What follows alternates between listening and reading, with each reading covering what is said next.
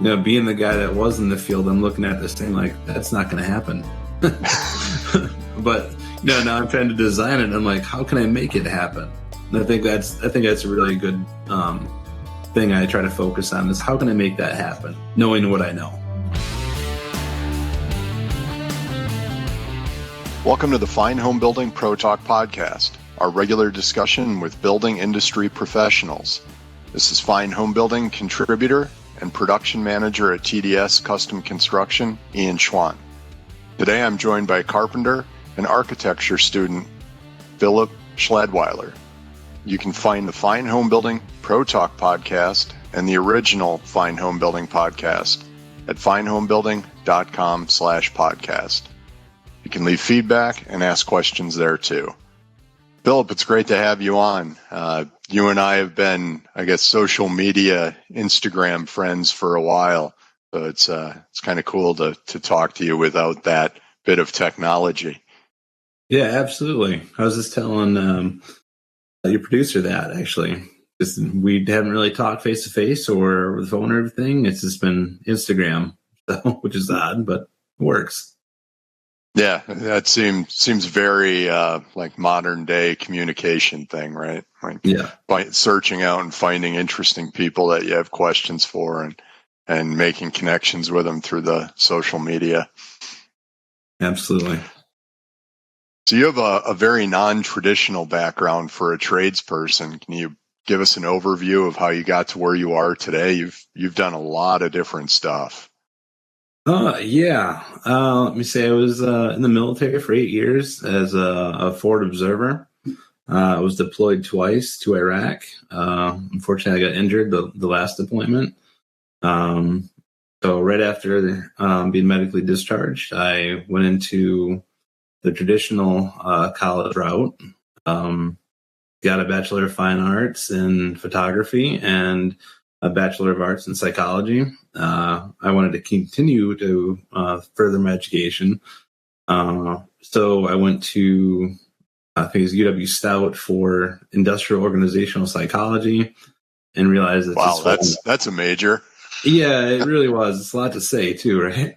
And it just wasn't really fit. I didn't really feel it. And so, during that whole process of getting out, I purchased a house, and one of the problems that I had at the house is I fly-by-night carpenter, essentially built the house and was living in it. We purchased it and thought it was going to be a great house, and ended up not being a great house. So we had to rip out the entire basement because of mold issues, and wow. down to the foundation, replace studs, everything. And then, just after I realized that I didn't like that industrial organizational psychology program, started playing around with the idea of going into construction. And being that I'm a little bit older, I wanted to test to see if I could actually do the job or not. So I worked for about 3 months in the summer with a small construction company in Chippewa Falls, and loved it. And so I went to the program at Chippewa Valley Technical College for residential construction, and finished that program and went back into construction. What was it like going to those other degree programs at bigger schools and then doing a more focused program at a tech school like Chippewa Valley? I don't know. I think when it comes down to it, I really enjoyed my experience at, the 4-year colleges. But it seemed like it was more about the numbers, getting people through, than it felt like they actually cared about what I was learning.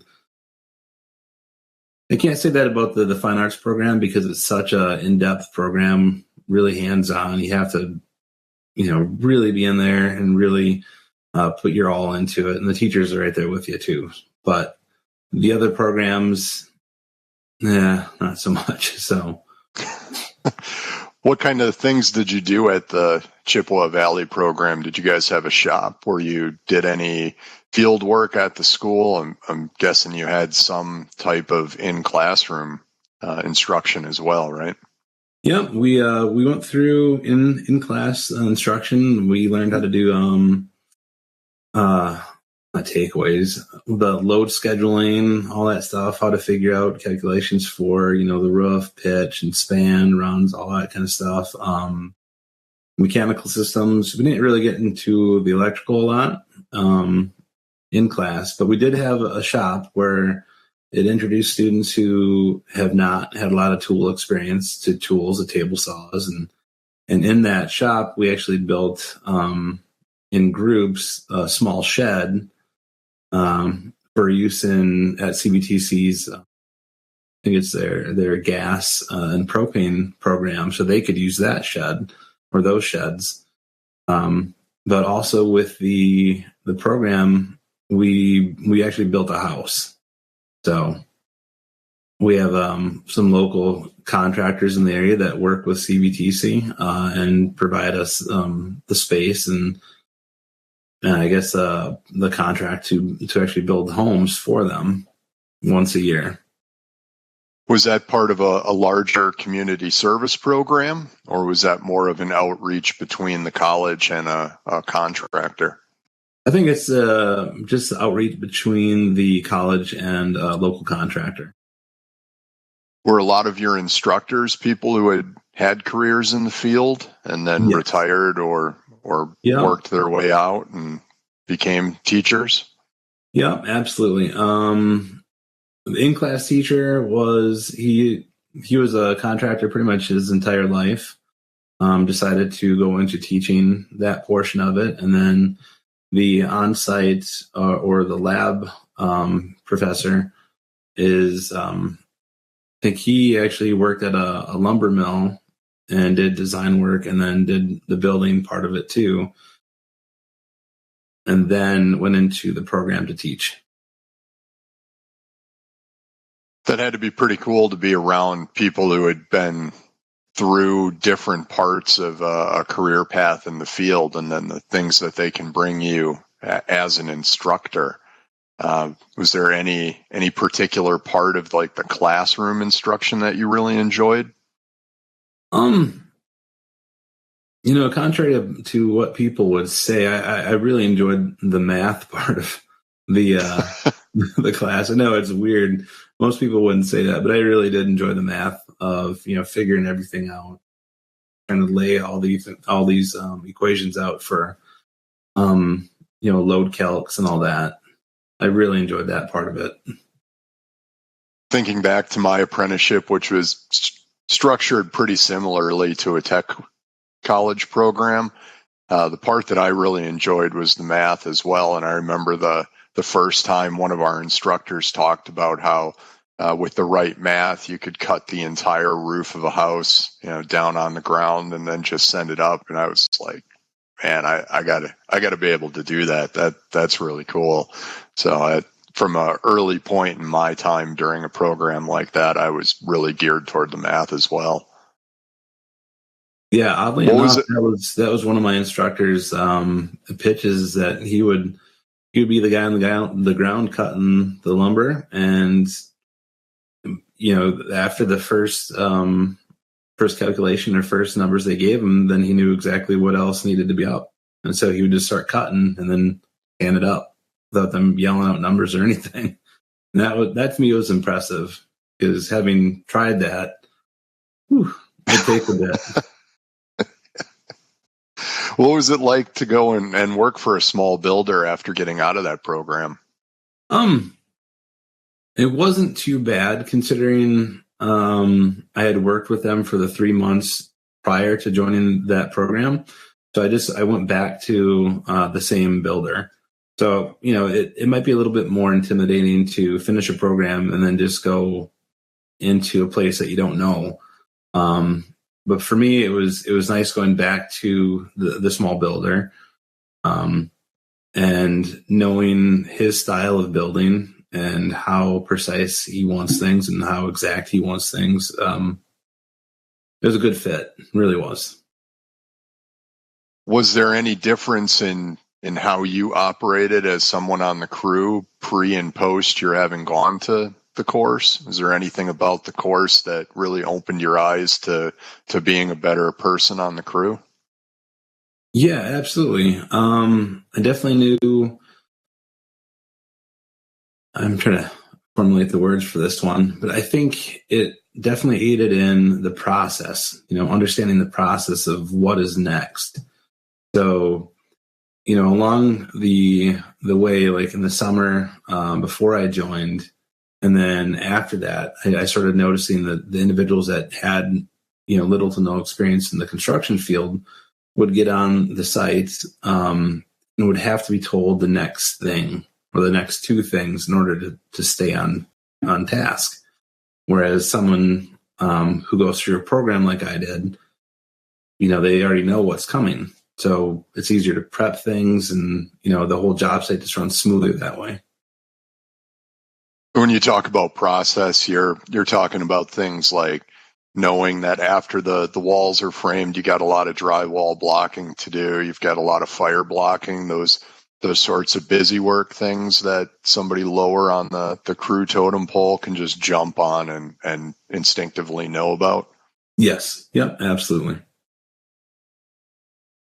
Was there anything from your military training and your experience being deployed that you found to be particularly useful on job sites?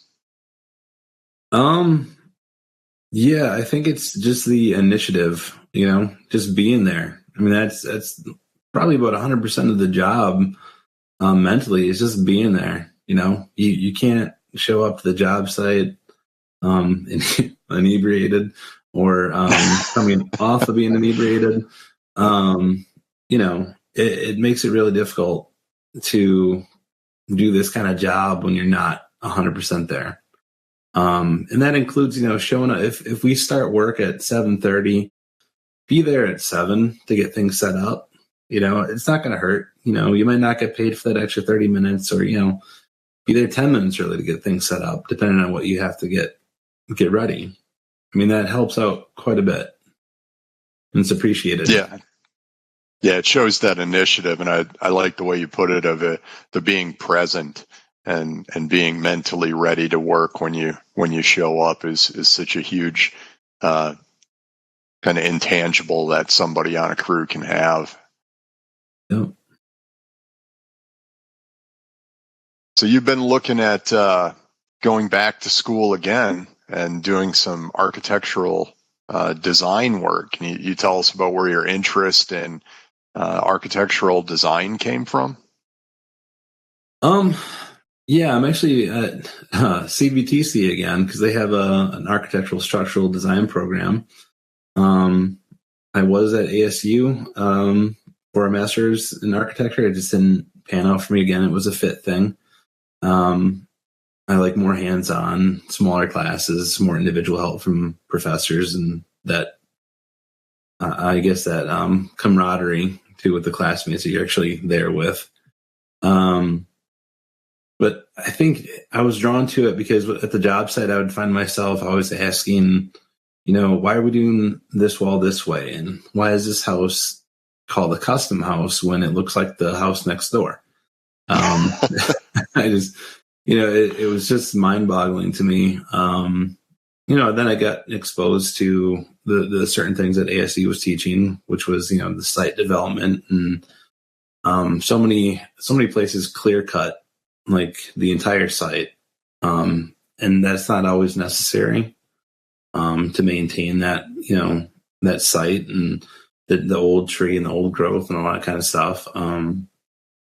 That opened my eyes up quite a bit to what's possible. When you talk about site development, that's a little bit different than what you typically see, at least in our Midwestern subdivision developments, where it looks like it was either a cornfield or they just, like you said, knocked down everything in the path so they could arrange the homes to maximize their return. What were some of the programs that you got exposed to at ASU that would help you lay out a site better? A lot of it was the sustainability portions of it. They had one that was I think it was called Architectural Technologies, if I remember correctly. But that went through, how to lay out a house as far as, the sun path and looking at crosswinds and, thinking about the entire year that house is going to sit there and what's going to impact this house the most, how are you going to heat the house, is there a way to lay out the house facing the sun and to gather all that, solar radiation? I mean, that stuff really was fascinating. And it's a little easier to do that kind of stuff in the desert compared to the winter here in Wisconsin. But, it's possible. So I think when you have the high heating loads that we have, and then also you throw in the humidity and the cooling load that we have, it's really important here to think about how you're laying out a house. Have you done most of it as like a CAD program or SketchUp or hand drawing? Like what's your go-to for your classwork? This is the difference part with ASU compared to CVTC. ASU exposed me to a lot of different programs. I mean, I went through Rivet, CAD, AutoCAD, Rhino with the parametric modeling and the Grasshopper, SketchUp Pro. There's so many other ones too. I think you named every one that I could think of, like off the top of my head. What were the differences between using something like Revit or using Rhino or Grasshopper or those other programs? What do each of them offer something different to the project? Yeah, when it comes down to Rivet, definitely more like a 3D based, architectural software, whereas AutoCAD is more of the floor plan. But again, you can work hand in hand with those programs. You can, save it as a DWG file and move it into Revit and start doing more 3D architectural stuff and structural design in a 3D model compared to a 2D.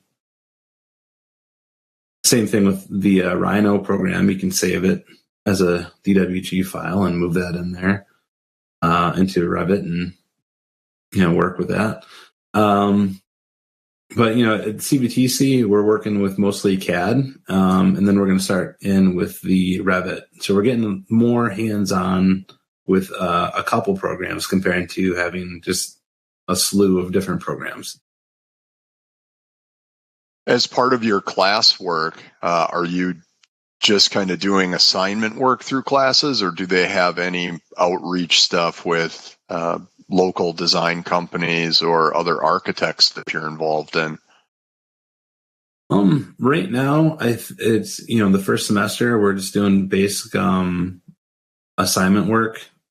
But I think we have in the next few semesters or second year is where we actually go out into an actual like architectural firm and see what they have. But I'm not really sure about that. I think it might be something more along the lines of you design something and you have people around the community that are in architectural firms come in and evaluate it. And are you going to just try to focus on residential work as you go through this program, or is there a greater goal that you have with your future design career? I think when it comes down to it, I'm open for anything.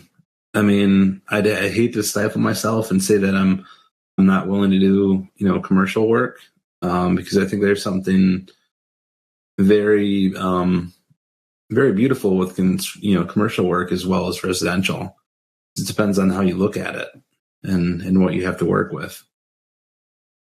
How has your background in doing work on the job site helped you out with understanding some of the design or maybe the structural components of design? This is a good one because I actually bring this up quite a bit in the class. It can be good, and at the same time it can be bad, because sometimes I will look back at what I can do as far as building, and then not take that chance with the design and try to figure it out, because I'm like, I think more of like, this might not work as a build. But on the other hand, if I'm thinking way too outside of the box as far as design, I can come back to it and be like, yeah, that's not going to work, so I need to change that. So is that a bit of that classic, the guys in the field will figure out how to do that? I don't need to finish the detail here. Yeah, exactly. Because, being the guy that was in the field, I'm looking at this thing like, that's not going to happen. But, now I'm trying to design it, and I'm like, how can I make it happen? And I think that's a really good thing I try to focus on, is how can I make that happen, knowing what I know. So, what's the structural element of the course like? Are you learning any like basic engineering to go along with the architectural design? Yeah, honestly, the actual program was previously called civil engineering. So we're learning a lot of stuff about reactions and the load calcs and stuff like that. Learning how to pick the appropriate beam as far as like the safety standards are concerned. So we're going through it all. So when we actually design a building, you have to do a layout of the beams. This is the second year again, and then do all the load calcs for each individual beam and column. Make sure your building will actually stand. So I think that's awesome. Was there anything that you found out about through that structural part of your work that you were like, man, I wish I would have known this when I was on a job site? I would have built something totally different.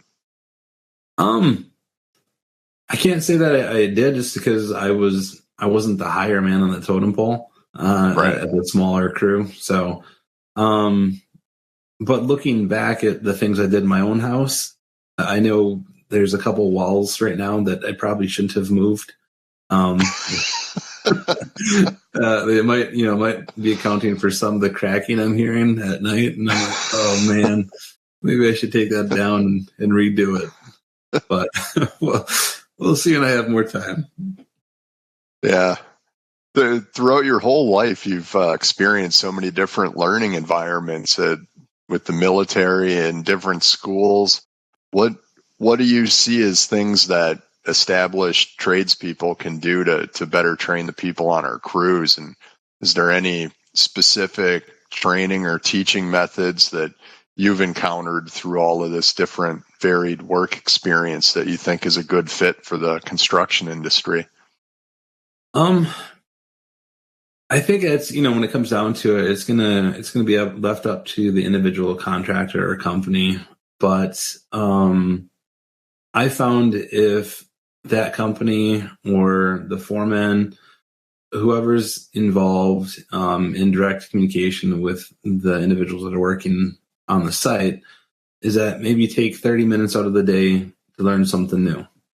I know, time is money in this job, but 30 minutes a day to learn something new and to practice it. Like, I know a lot of sites have a lot of leftover scrap metal or sheet metal that you had to do for like drip caps and fascia, and I don't see why there would be an issue of taking some of that and doing a training session. It's like in the military, you always have time to train, and that training develops that muscle memory, and it becomes just something fluid, so that if you do see a problem, you could probably relate that to something that you learned via the training and come back to it and work on it.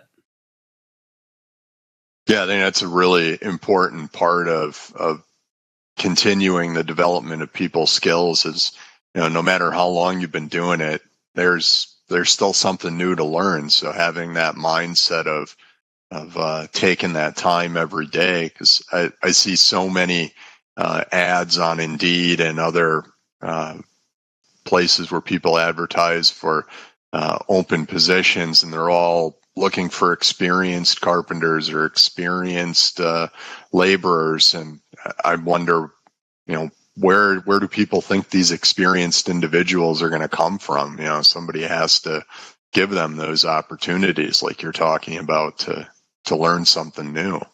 Yeah. And, I've had this discussion with my wife quite a bit.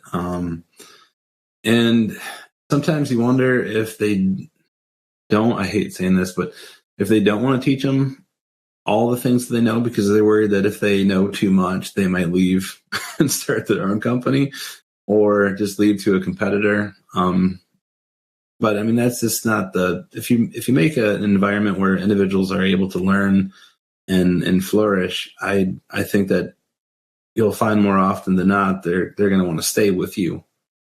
In my opinion. Right. It's part of meeting someone's basic needs, right? Like if you're paying the right market wage, if you're offering benefits that help someone feel secure in their life outside of work, and you're giving them that training experience, right? Why would they go somewhere else if you're providing that career path for them? Yeah, absolutely. So you've brought up your own house a couple of times. Talk us through a few of the jobs you've done there, and is there anything that you step back and look at and think, man, I really did a good job with that one? Oh yeah. Yeah, like I said, with my house, I had to, rip out the entire basement, and we had some contractors come in and work on that. And, in hindsight being 2020, I wish I would have waited until I knew what I was doing to do a lot of the work, because now I would have done it completely different. I think that about building my own house right now, too. Yeah, right. And we're at the point now is that we're not sure if this is going to be our forever home kind of thing. So it comes down to the whole lipstick and rouge. Like, let's, I'm not gonna leave a mess for somebody else to clean up, but at the same time, I'm not gonna totally redesign the place and make it how I want it. So I'm left with that right now. We're in a catch-22, just floating out in limbo. We want to fix the rest of the house, but don't know. I'm sure as you do your design work, you're probably coming up with cool ideas that you're shelving away for some future build, right? Yeah, absolutely. And that's sort of the tempting part of, well, I could do it here and just, get it done. But no, one of the cool things I built in the house was a wine cellar underneath the stairs. But I don't drink wine. So I drink, scotch. And so when I built this, I would, had the design all planned out for the wine, or the scotch. And then I realized that you're not supposed to lay scotch down horizontally, supposed to have them vertical. So now I have to rip that all out, even though it was a beautiful thing. But again, this is, the things you learn. I didn't know that. Now I do. That you can't have scotch horizontal. So I was thinking when you said wine, your Instagram features the occasional bottle of scotch and a cigar. So I was like, man, I've never seen the glass of wine in there. Back in the day we did have wine, and then I think my stomach got too old and I started getting heartburn from it. So I'm like, well, let's move to scotch, and that seemed to fit. So you got any specific brands or types that you really like to go after and unwind after a long day at the computer? I've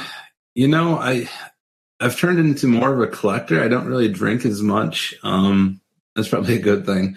But I would say Lagavulin 16, just neat. If that's something if you're just having a really, really rough time, just open that and just having a little glass. It just puts you in a mood, relaxed mood. It's like I say, nice. It's a campfire in your mouth. I love it. Yeah. I'm a big Ardbeg fan, so great one. Same sort of thing. Yep. So another one of your Instagram frequent things is golf. So you can see in the how do you background. answer the age-old question of what's better, a good day at work or a bad day of golf? Oh, man. I always get that question because I like to golf alone, and I'm not the best. I'm learning. I'm always trying to improve. Doesn't matter what I'm doing. So you'll have the individuals that, are flying up behind you and ask if they can play through. And I'm like, yeah, no problem. And as they're passing, they always ask, they always say something in lines with that, like, how's it going? What's better than being at work? And I'm like, I think about it and I'm wondering if they really just don't like their job. Like, because I'll tell you, a good day at work, if you like your job, is the same as a bad day at work if you like your job. But if you're actually on the golf course and you're trying to improve and lower your score and it's not going well, that's a bad day of golf. Yeah, that's a whole different kind of work.